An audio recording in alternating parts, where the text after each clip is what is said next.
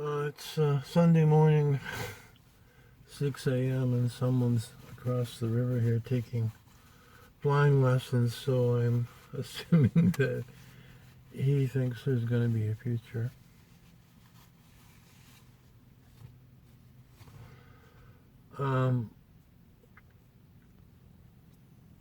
Unless this turns out well, I'm making this video more for me than for you.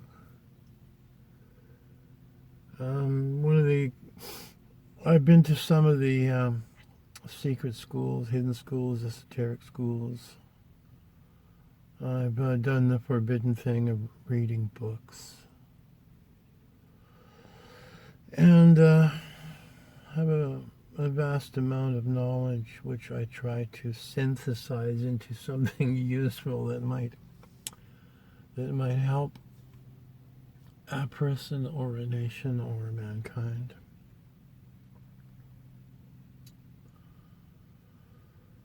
So I'm just going to ramble over the areas and see what happens. One of the concepts in esotericism, which is knowledge or hidden knowledge or knowledge that's only known by a few, and the guiding reason for this is most people don't want any, so it's not that it's hidden or secret, it's just that nobody wants any. And why that is in his current form, mankind is a sleeping machine.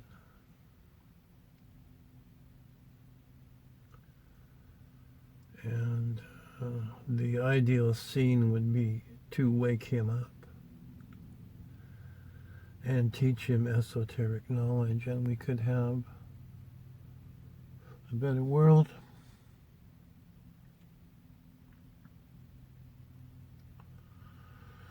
One of the thrusts of esotericism is that mankind can play a better game than the one we have here.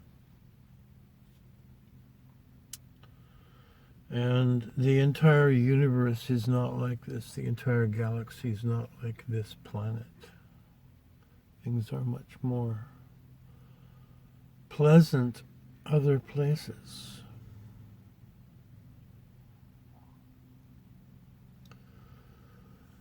And why that is a long time ago there was, in the local sector here, overpopulation, as we think we have now. And the solution was to pick up everybody, or pick up actually half of the populations, and bundle them up and take them somewhere and dispose of them.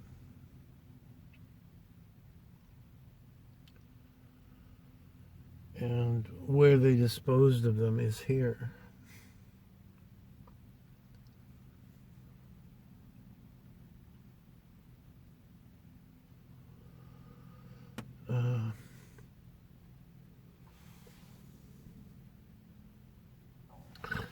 Once upon a time, there were 4 or 5 wizards. Those kind of wizards you see fighting in the movies with the beams coming out of their hands, and they can turn people into pigs and things like that. That is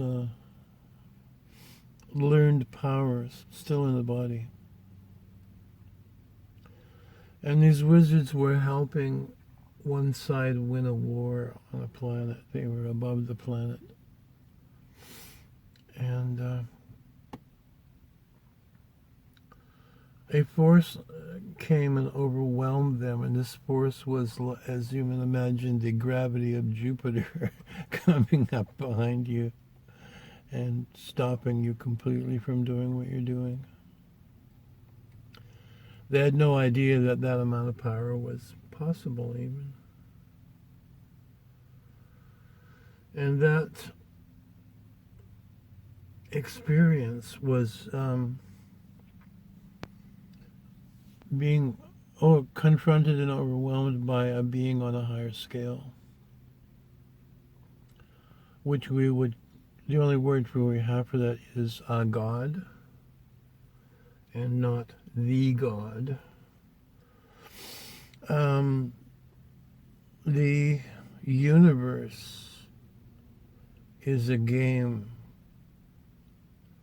which is infinite in size and eternal in length. And this is a game for immortal beings. And the person or persons who created this game are God. According to my studies, there's 12 people holding this game up, which is why the number 12 appears all over the place.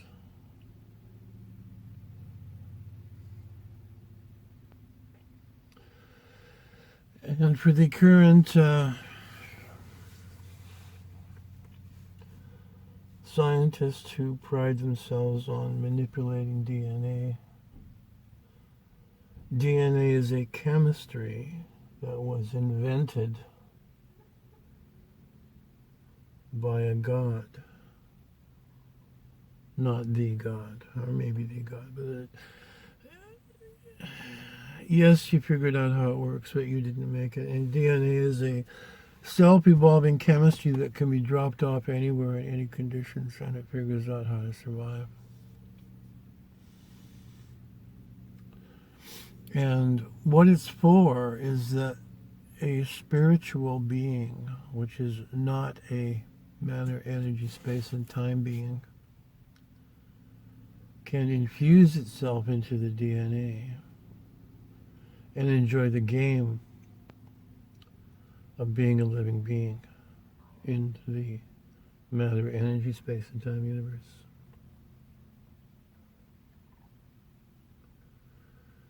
And it's supposed to be enjoyable, or at least exciting. And even if you're a sidewalk slug leaving a trail, your endeavor is to find Mrs. Good-Looking Sidewalk Slug. And how'd you like to do that for a few billion years?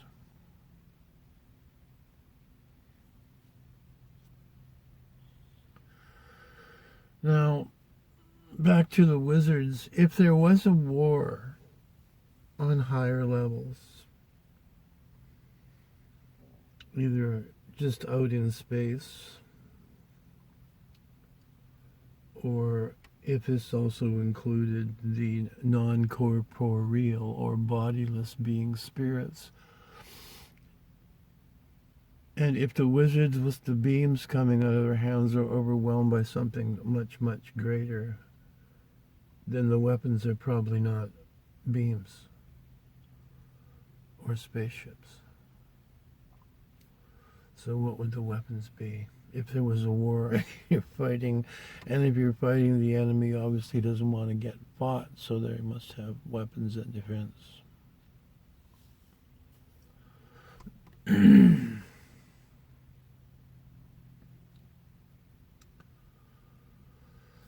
So I have materials which say that the war in heaven, in quotation marks, is over. And it was fought on the level just under God, and the gods fought it out, and we would call the good guys won, the non-suppressive people won. So that's the good news.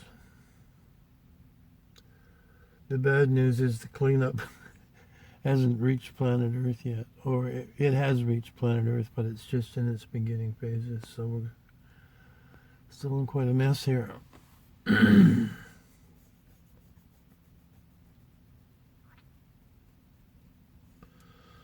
The history here,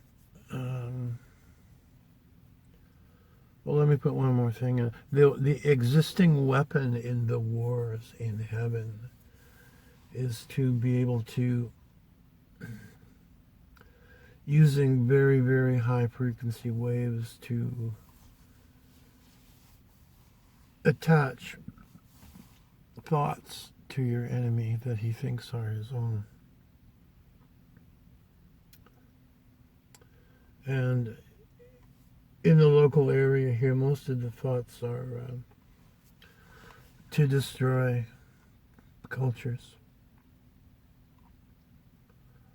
which is why we have war here.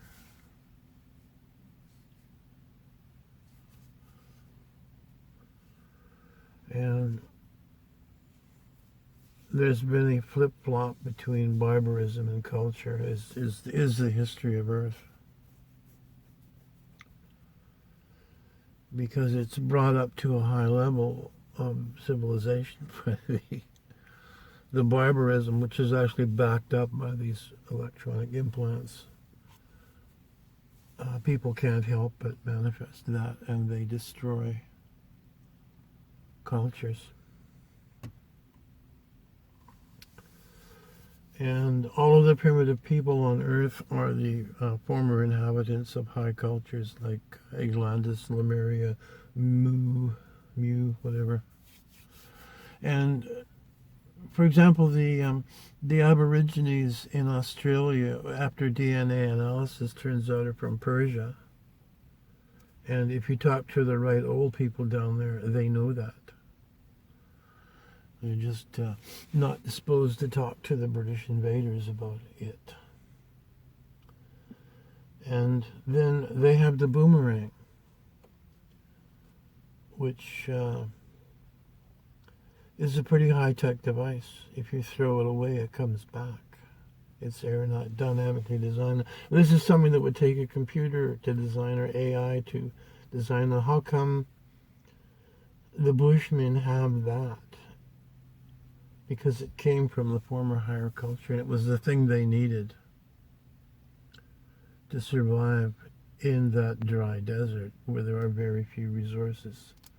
So if you do have a stick, a piece of wood big enough to club an animal, you can't lose it.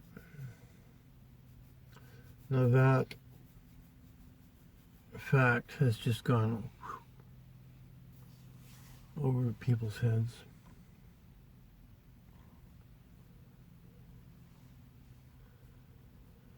And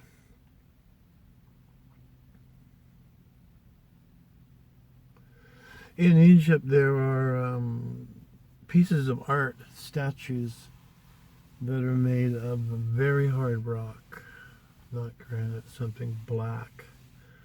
And they've been analyzed with laser computer machines, and it looks like they're exactly mirror image left and right, which means they were made by a machine. They're perfect to within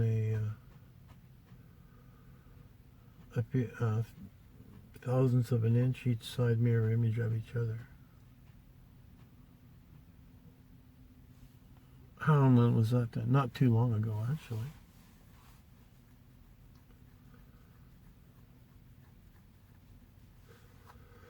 So here we are at the Great Reset. Now China has every square inch of it planted. And for, I think, centuries they've been killing the female babies because they produce more people, and more people need more food, and that's a problem.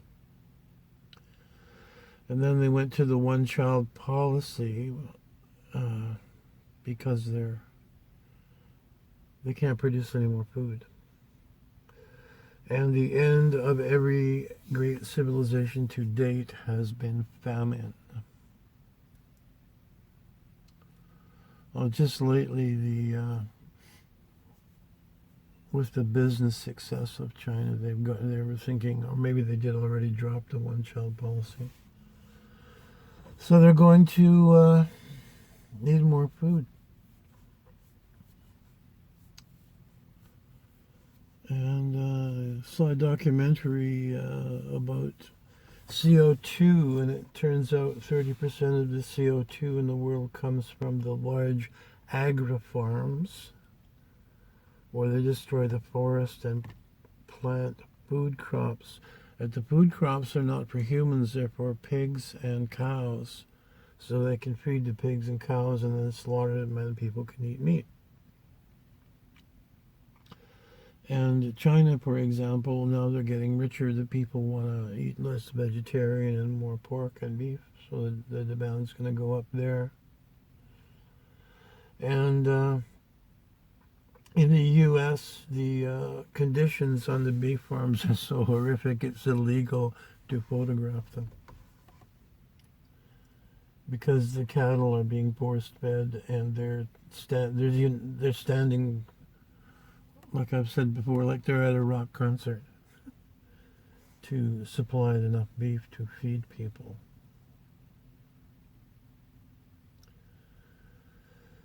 And in the West, in Europe and North America and Australia, there is wealth and everyone eats 3 meals a day and probably more. We take that for granted. I went to an African restaurant here once because I'm a spoiled, rotten Westerner, and had a nice meal. And I asked them if they had a dessert, and the guy said, no, in Africa we're just glad to be able to eat.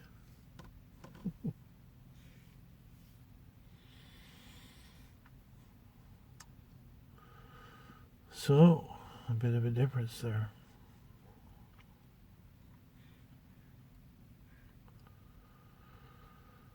So the Great Reset is, I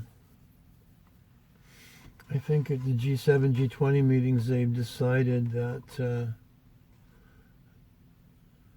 if we go from 7 to 9 billion, we won't be able to feed the extra 2 billion. And pollution is rampant because of bad management. We have fish farms here, and the fish farms are not owned by Canadians, they're owned by other people. And they're supposed to take the waste, the guts of the fish, and process it and turn it into cat food and fertilizer, but they don't, they just dump it out of pipe into the ocean. So there's fish guts and blood and everything just running rampant over the bottom of the ocean where the fish farm is. And this is the kind of sleaziness that is rampant in the world. People want to have stuff and they won't pay the price. And they're just dumping it on the rest of us and the world. There was an invention of something, a porous ceramic that you could put over a smokestack, and it would catch all the particles and let the air through. And this was presented to people who have smokestacks of any kind as a solution to air pollution, and I think they were $20,000, and nobody wanted to spend the money on them, so that died. They also made a version for putting on your tailpipe on your car to catch all the particles coming out of there. It never went anywhere.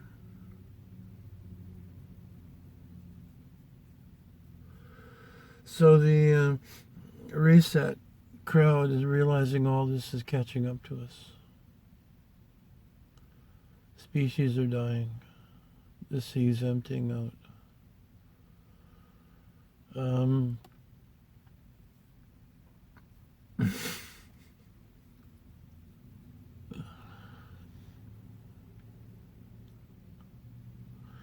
They're spraying particles into the atmosphere to cut down on the sunshine. to stop global warming, which is, yeah, let's block out the sun. That would be cool. And that brings me to another point of esoteric viewpoint. The system that we live in, the Mother Earth, the biology, the trees, the flowers, the birds, is in response to billions of years of the laws of the universe. And if a few people think that they're smarter than that setup, I don't think so.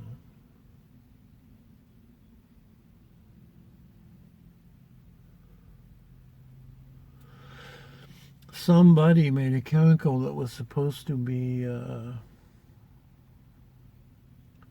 kill weeds and bugs, and it killed all the honeybees.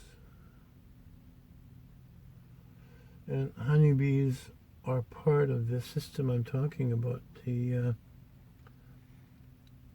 trees on this side of the river, Mr. Tree can't talk to Mrs. Tree on the other side of the river. He can't pollinate her.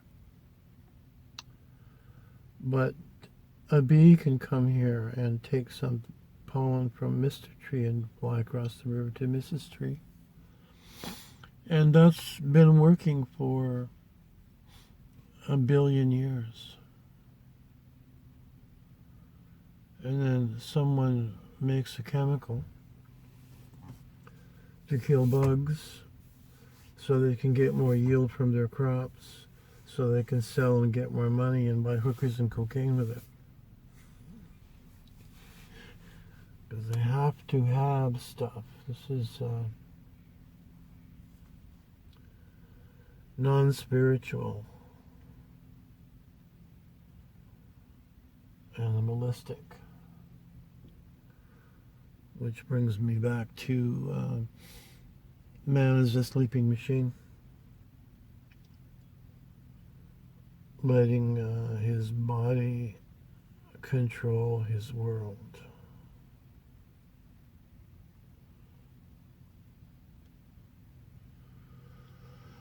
Now the DNA has been created and works quite well. It's a self-evolving chemistry.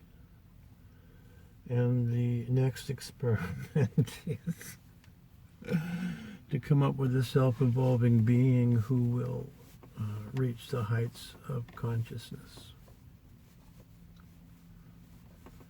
And that's not going very well here. It's not going very well here because of the electronic implants from the last war in heaven.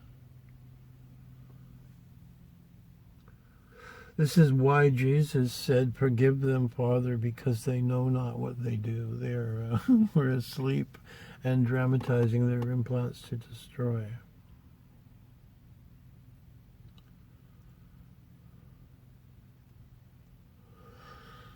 And the philosophy expounded by that person is the basis for the West, as opposed to barbarism, which before we had warlords and emperors who were dramatizing the same kind of electronic implant. I have to be king, I have to conquer, I'm going to organize this area.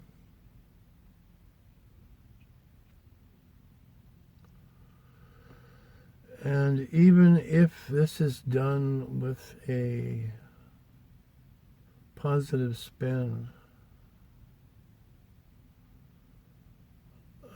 as in I perceive a barbarism around me, I'm going to conquer it and organize it and institute laws and make it better. It's been done with violence. And when you start a culture with violence, it always ends. Because it's the wrong way to... barbarism is part of the culture, part of the setup.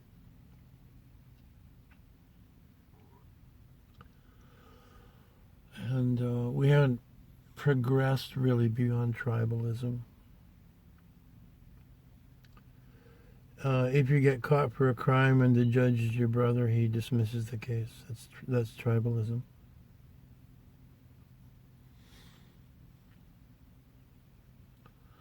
So the overlay of the current civilization is trying to have a place of non-war and ethics. That's the big problem. It's not illegal, but it's unethical. Well, slippery slope. And it eventually gets overtaken by the barbarism. And underneath the West, where we have law and order and police, firemen, ambulance, elected representatives, democracy, free speech, is still drugs, drug sales, human trafficking, organ sales, all kinds of cheating, rip-offs, theft, lies. Again, not esoteric.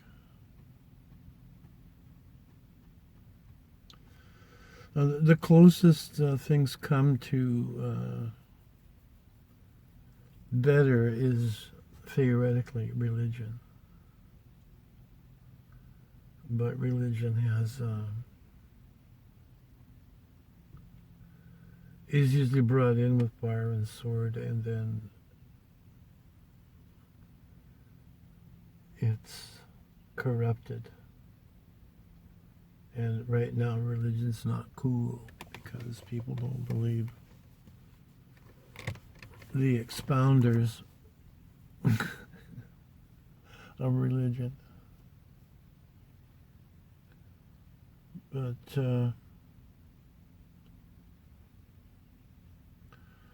things would be much more barbaric if we hadn't had the last 2,000 years of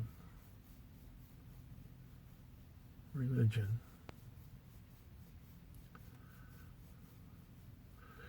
Which is two words, which is a Latin word meaning concerning or about, and legion is the many.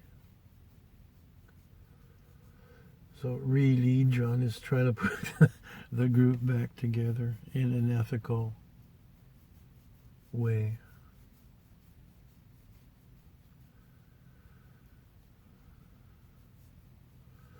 And as George Gurdjieff says about most things, if you have an idea, some people will believe it, others will not, and then pretty soon they'll be breaking each other's heads over it.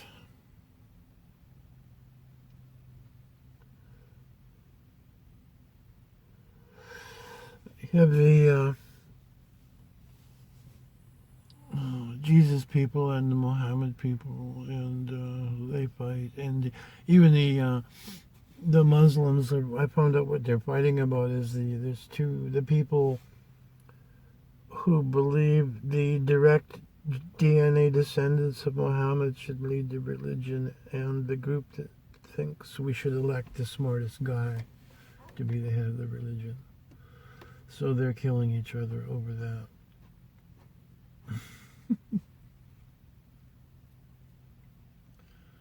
For example,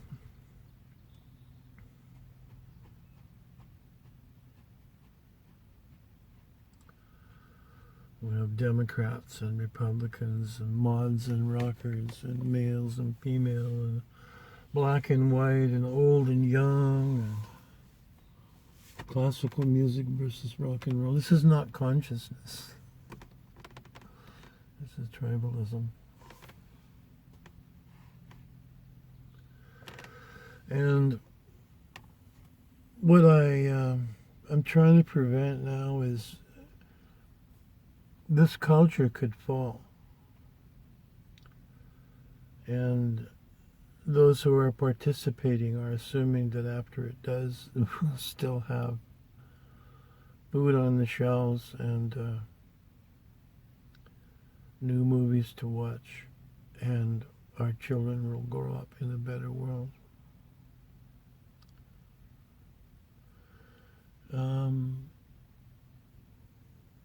We haven't had a war for a while, and between wars in the 50s and 60s and 70s, they had think tanks thinking about what are we going to do with all these people because the world's becoming overcrowded.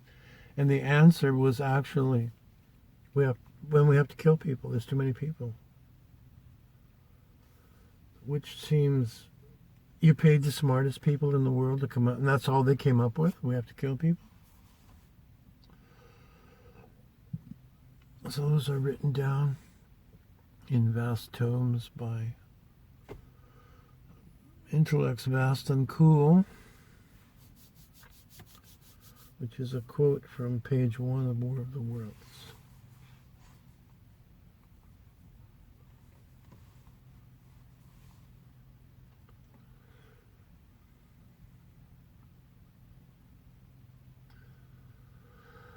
This could be solved with good management.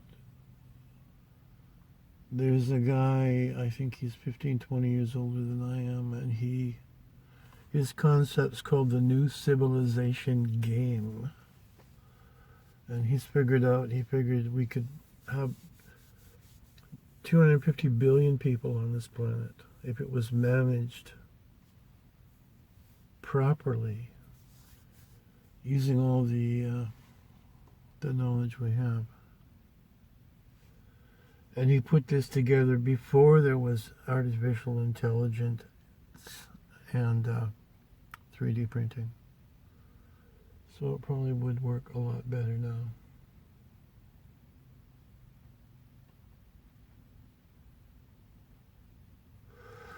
And if you look at the mesas in the United States in the Western movies, they have these tall pillars. That's an old volcano. And the top of them was sheared off by the ice flow during the last ice age. And when the ice melted, the water carried away all of the dirt that was not locked down. So if there was a great spacefaring civilization on Turtle Island, which is the real name of North America, nothing would be left by the Ice Age.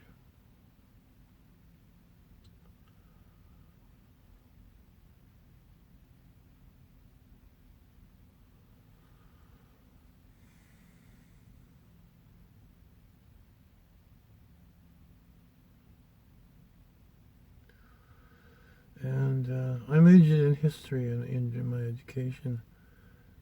For example, if you look at a globe, you might notice that all the continents are the same shape. They're a triangle like that.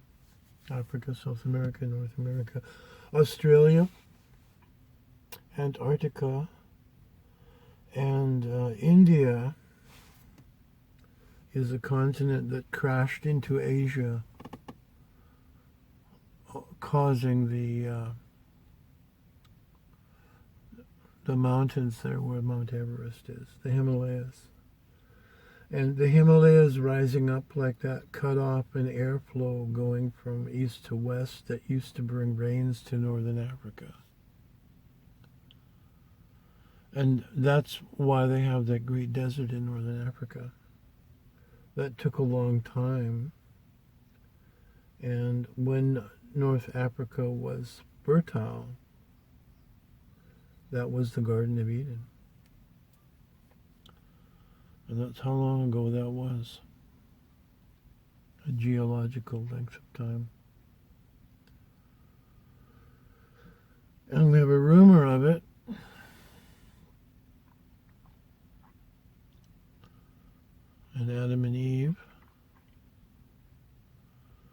And Adam's first wife, Lilith, who was kicked out of the Garden of Eden because she wouldn't knuckle under to male dominance. She's been washed out of the Bible, but not washed out of history.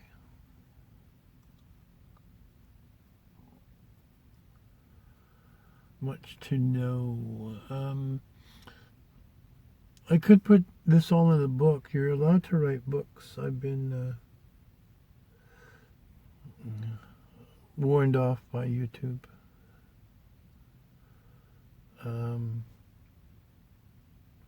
But nobody reads books anymore. It's very sad. All this information I got from reading books. They hide this information in books. Books written by Plato and Aristotle, they sound like they were written last week. You can still buy their books 1700 years later.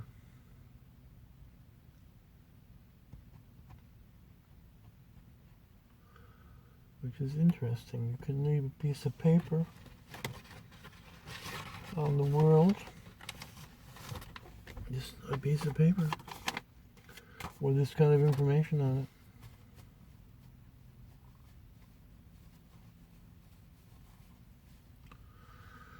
And now we have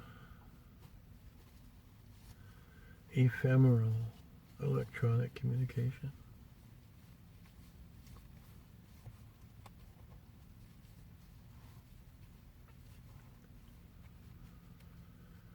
And will we lose it all and wind up running around in the jungle with bows and arrows again? Another example of the high-techness of it all. The curare poison that the South American Indians use. It's a nerve poison which paralyzes your prey but doesn't kill you when you eat the prey. How do they come up with that? By accident? I don't think so. They wind up with the one thing they need to survive and nothing else.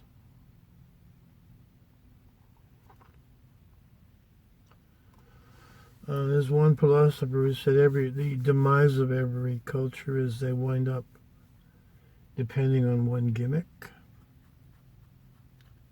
And when they lose the gimmick, the culture goes down. Like the Celts had wicker chariots, very light, easy to make, and we're running circles around the Romans because the chariots were so light and fast, until the Romans figured out we'll go and cut down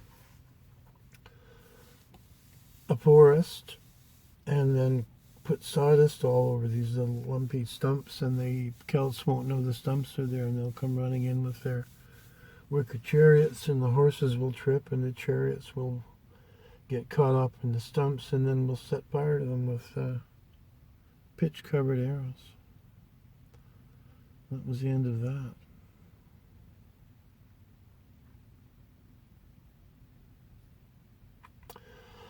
And the demise of modern man will probably be the overdrive distortion pedal,